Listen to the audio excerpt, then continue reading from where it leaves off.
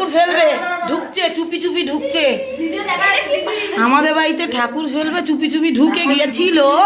এবার আমি ভিডিও করার জন্য এটাকে করছি, যা আমরা ভয় পেয়েছি সে আবার বলার কথা না, বোম বাস্টের মতো আওয়াজ হয়েছে দরজায়।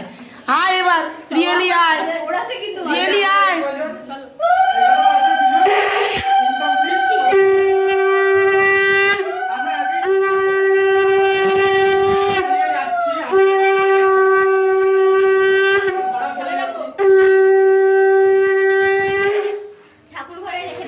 এই আমাদের ঠাকুর নিয়ে যাওয়া হচ্ছে ঠাকুর ঘরে।